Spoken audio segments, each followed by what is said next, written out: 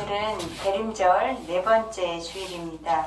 이 땅에 오실 주님을 기쁨으로 준비하고 기다리는 날입니다. 누가복음 1장은 복음 시대를 여는 데 있어서 중요한 두 분이 잉태되는 이야기를 기록하고 있어요. 예수님보다 먼저 와서 예수님의 길을 준비할 세례 요한의 잉태와 아기 예수님의 잉태입니다. 세례 요한의 부모님인 사가랴 또 엘리사벳이 나이가 많아 늙었지만 자녀가 없었어요. 그런데 하나님께서 사가랴에게 먼저 가브리엘 천사를 보내셨습니다. 천사는 엘리사벳이 아이를 임신하게 될 것을 전했습니다. 천사가 전해준 대로 나이가 많아서 아이를 가질 수 없었던 엘리사벳은 하나님의 기적으로 요한을 임신하게 되었습니다. 요한이 잉태되고 6개월이 지난 후에 하나님은 가브리엘 천사를 마리아에게 보냅니다. 천사는 마리아의 몸에 아기 예수님이 잉태하실 것에 소식을 전했습니다. 세례 요한의 잉태와 예수님의 잉태된 그 두 사건은 인류에게 새로운 희망을 여는 기쁜 소식이었습니다. 그런데 요셉과 정혼을 하고 결혼 준비를 하던 마리아는 천사가 전해준 잉태의 소식을 듣고 나서 어떻게 반응했을까요?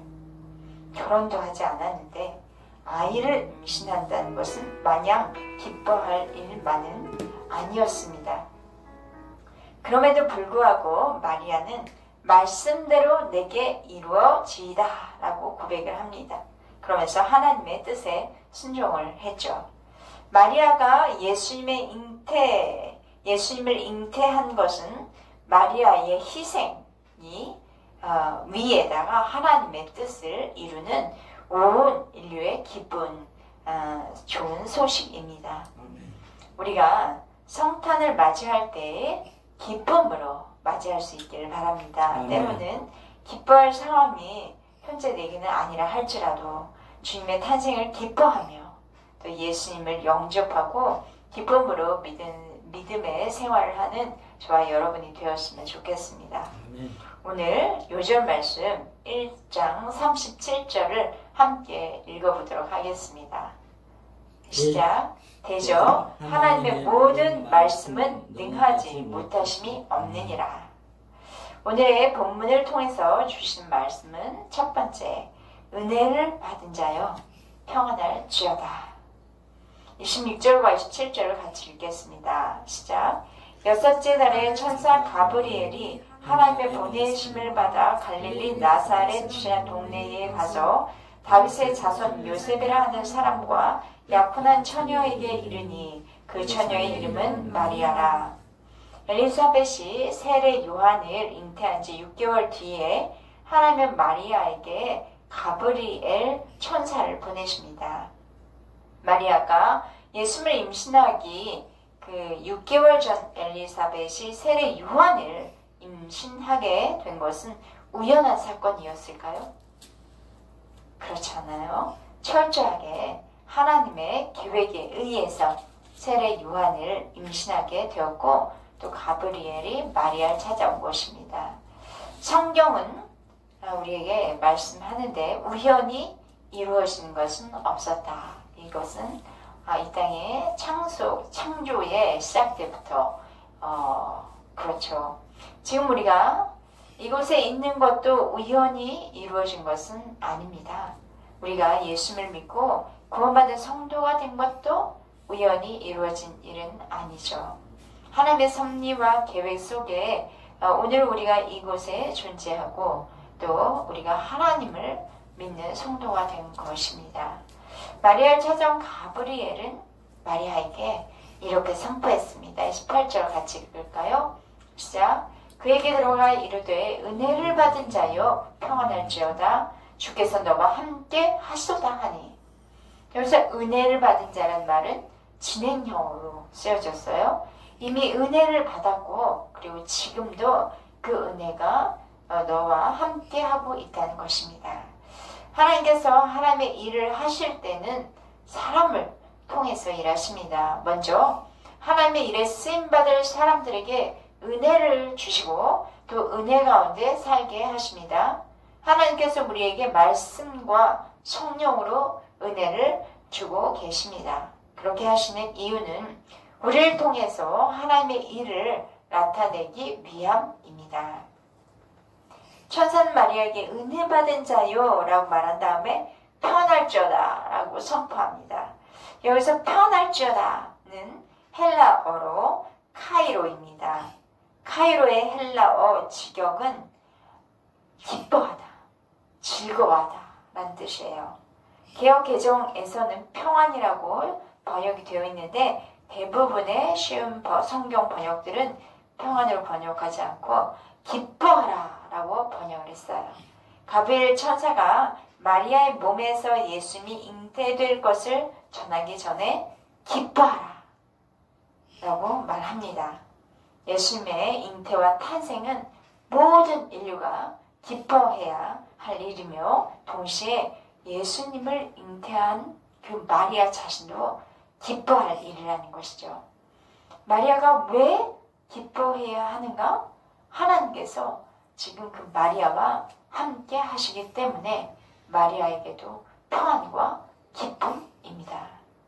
참된 평안과 기쁨은 주님이 주신 거예요.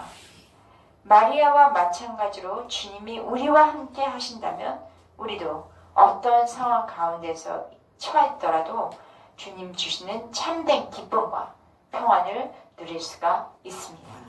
29절을 함께 읽어보도록 하겠습니다. 시작. 처녀가 그 말을 듣고 놀라 이런 인사가 어찌함인가 생각하매 마리아는 지금 매우 당황을 하고 있어요. 또 30절 같이 읽어보도록 할까요? 시작. 천사가 이르되 마리아여 무서워하지 말라 내가 하나님께 은혜를 입었느니라. 마리아는 평범한 자신에게 천사가 찾아온 것만 해도 매우 두려운 일이었어요. 그래서 천사가 하는 말을 듣고 마음으로 평안하다, 기뻐하다 라기보다는 놀랍고 두려워합니다.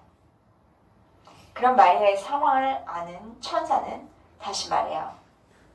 무서워하지 말라. 하나님께 은혜를 입었다. 오늘 코로나19의 시대를 살아가는 우리들에게 하나님은 두려워하지 말라 말씀하십니다. 외부로부터의 상황이 우리 안에 두려움을 심기도 하는데요. 두려움을 주는 상황으로 인해서 다 두려워 라면서 속지 마시기 바랍니다. 두려움을 허용해서는 안 되겠습니다. 두려움은 내어 쫓고 두려움 대신에 하나님의 은혜로 그 자리를 채우시기를 바랍니다. 은혜는 하나님으로부터 받는 것이고 하나님이 주신 것을 더듬는 것이에요. 우리에게 이미 주어진 은혜가 있습니다. 아멘. 우리가 주어진 은혜를 그런데 발견하지 못할 뿐이에요. 이 시간을 빌어서 하나님께서 내게 주신 은혜는 어떤 것이었는지 묵상하시며 발견하는 시간이 되셨으면 좋겠어요. 무서워하지 말고 하나님께 은혜 입은 자라는 것을 발견하는 저와 여러분이 되시길 바랍니다. 하나님으로부터 주신 은혜가 우리 가운데 있으니 즐거워하고 기뻐하는 그런 성찬 되기를 바랍니다. 두 번째, 그 이름을 예수라 하라.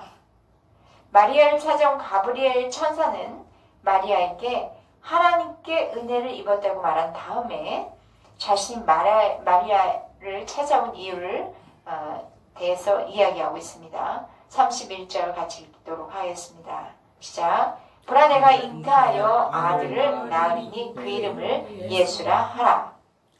마리아가 잉태한다는 말은 지금의 마리아에게 지금의 신혼의 단꿈을 꾸고 정혼한 상태에 있는 마리아에게는 청천벽력 같은 말이었어요.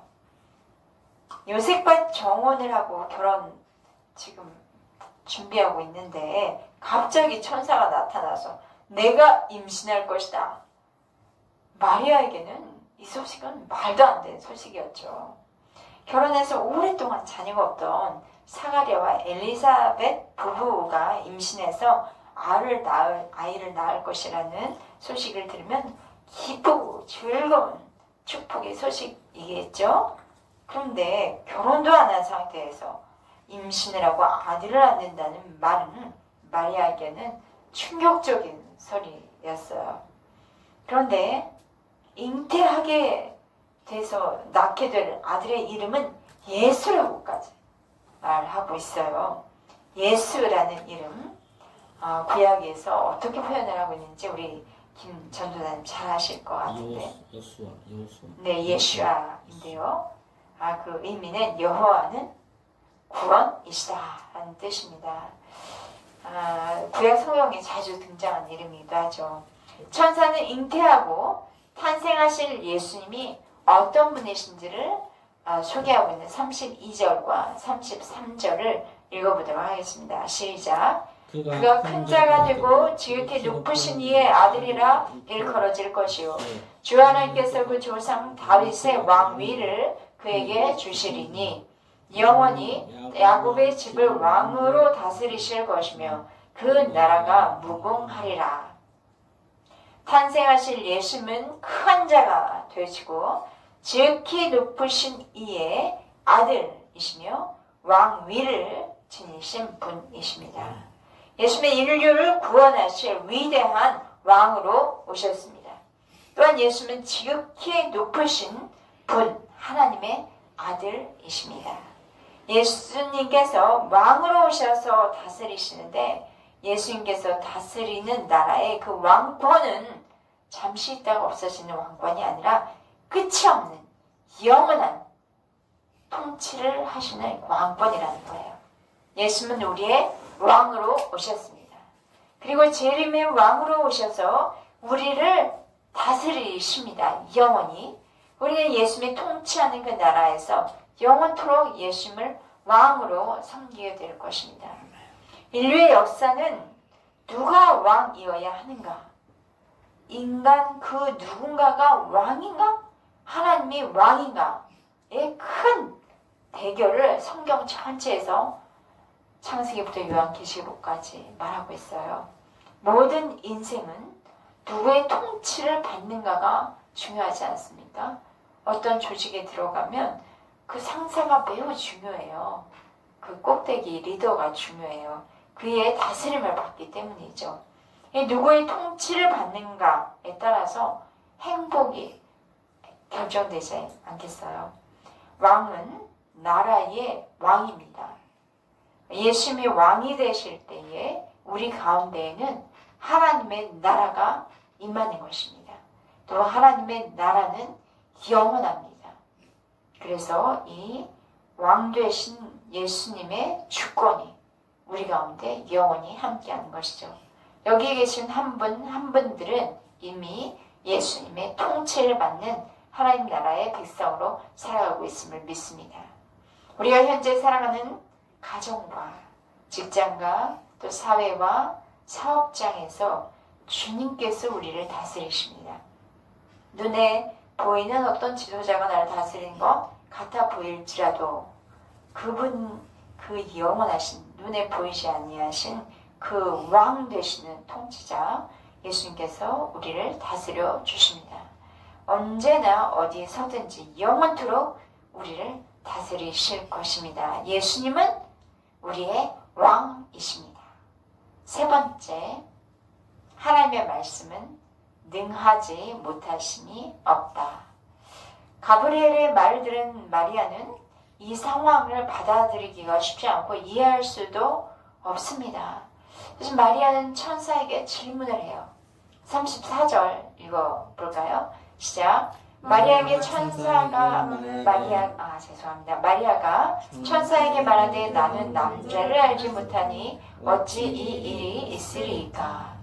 마리아는 요셉과 정혼하기는 했지만 아직 결혼하지 않은 상태죠. 그런데 지금 자신의 몸에 아기가 잉태한다는 것은 인간적으로는 불가능한 일 아닙니까?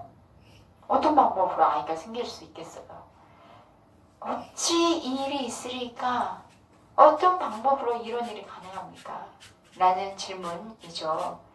하나님께서 그런데 하시면 방법이 있을 것이라는 그런 기대가 지금 마리아에게 있어요.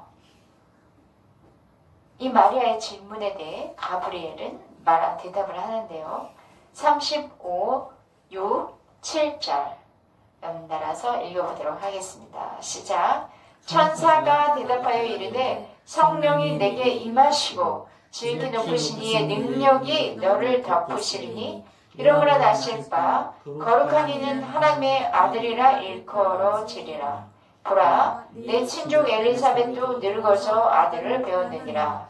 본래 임신하지 못한다고 알려진 이가 이미 6달이 되었나니 대저 하나님의 모든 말씀은 능하지 못하심이 없느니라. 마리아의 질문에 대해 천사는 성령이 내게 임하실 것이다 말하고 있습니다. 예수님의 잉태는 성령으로 되는 것이다. 또 지극히 높으신 이의 능력이 너를 덮기에 가능한 일이다. 성령으로 잉태될 때에 하나님의 능력이 마리아를 덮어서 하나님의 아들이신 예수님께서 인간으로, 아기로 잉태되는 것입니다. 또 탄생하게 될 것입니다. 천사는 계속해서 마리아가 잘 알고 있는 사가랴와 엘리사벳의 임신 소식도 전해줍니다. 마리아의 친척 엘리사벳이 이제 늙어 아들을 임신했다고 전해주는 거죠. 마리아도 엘리사벳 사가랴 부부가 늙을 때까지 자녀가 없다는 것은 알고 있었죠. 그리고 그 부부는 나이가 많아서 임신이 불가능한 상태다라는 것도 이미 알고 있었습니다. 그런데 오늘의 그 천사가 전해진 소식으로 부부에게 아기가 생긴 것을 알게 된 거예요. 가브리엘은 하나님의 능력으로 임신하지 못하는 엘리사벳도 임신하게 하셨다고 말하면서 하나님께서 능히 하지 못하실 일이 없다는 것을 강조하고 있어요. 하나님의 모든 말씀은 능하지 못함이 없습니다. 다시 말하면 하나님께서 하신 모든 말씀은 다 이루어집니다. 천사의 말을 들은 마리아는 이렇게 고백을 합니다. 38절 같이 읽도록 하겠습니다. 시작.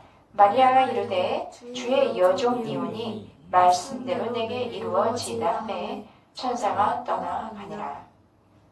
마리아는 자신이 아들을 잉태한다는 것이 어떤 것인지는 잘 알고 있었겠죠. 그 아이를 임신함으로 그 율법 사회에서 받게 될 아픔, 고통이 있는데 심지어 돌에 맞아 죽을 수도 있다는 것을 알아요.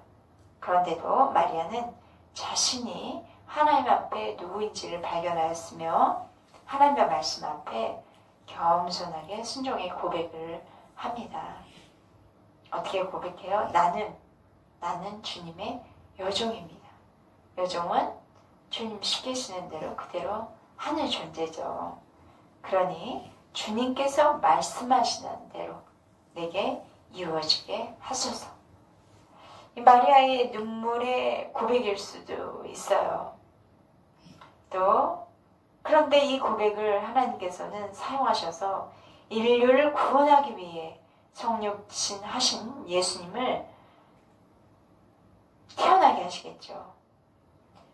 이 마리아의 자기 몸에 받아들이는 눈물의 고백, 우리에게도 이 고백이 하나님 앞에, 하나님의 위대하신 영광 앞에 하는 기도가 되었으면 좋겠습니다. 마리아가 순종하지 못하면 예수님께서 인간 몸을 입고 오시는 것에 문제가 생길 수 있겠죠. 하나님의 온 인류의 구원을 위한 계획이 무너지겠죠. 계획의 변경이 생기는 거예요. 그런데 하나님의 계획을 깨닫게 된 마리아, 그 마리아는 하나님의 계획이 주님의 종인 자신의 몸을 통해서 이루어지기를 받아들입니다. 하나님의 계획 앞에 철저하게 순종한 마리아. 이 마리아의 순종의 결단은 우리를 구원하기 위해서 예수님이 오실 길을 열었습니다. 우리는 마리아를 성녀라고 인정하지는 않아요. 다만 마리아의 결단을 우리는 인정하고 존중합니다. 또한 우리가 주님의 나라를 위해 마리아와 같은 고백을 할 수 있기를 바랍니다. 우리는 주님의 종입니다. 주의 말씀대로 내게 이루어 주게 하옵소서. 그래서 우리를 통해서 하나님의 나라가 증거되고 또 우리를 통해서 예수 그리스도의 복음이 증거되며 전해지며 또 우리를 통해서 예수 그리스도의 사랑의 나눔을 이루게 하여 주옵소서라는 것이 우리의 고백이 되어야 할 것입니다. 하나님의 모든 말씀은 능하지 못하심이 없습니다. 하나님의 말씀이 우리에게 이루어지고 예수님이 우리의 구원의 주요 왕이심을 감사합니다. 하나님의 은혜로 기쁨이 충만한 우리 성도님들 되시기를 축복합니다. 마리아처럼 말씀대로 내게 이루어지게 하옵소서 고백하여 저와 여러분 가운데 주의 주시는 기쁨으로 충만하시기를 기도합니다. 기도하겠습니다. 사랑의 하나님 감사합니다. 은혜를 받은 자여 평안할지어다 라고 말에게 주신 그 말씀이 바로 저희들을 향한 주님의 말씀이 은혜인 것을 감사합니다. 저희 안에는 이미 예수 그리스도를 영접해서 주님이 주시는 그 은혜가 있음을 믿습니다. 그리고 지금도 여전히 그 은혜로 저희들을 지켜주시고 함께 하심을 믿습니다. 그 이름은 예수라라 하시는 그 말씀처럼 저희가 예수 그리스도 그분의 이름을 높이며 존중하며 그의 영광을 늘 찬양하게 하여 주옵소서. 뿐만 아니라 하나님의 말씀은 능하지 못하심이 없다 라고 고백한 마리아처럼 우리도 주의 말씀이 내게 이루어지게 하여 주옵소서 라고 기도하여서 하나님의 말씀이 정말 우리들의 삶을 통해서 나의 인생을 통해서 이루어지는 것을 증거하고 간증하는 저희들이 되게 하여 주시기를 기도합니다. 예수님의 이름으로 기도했습니다. 아멘.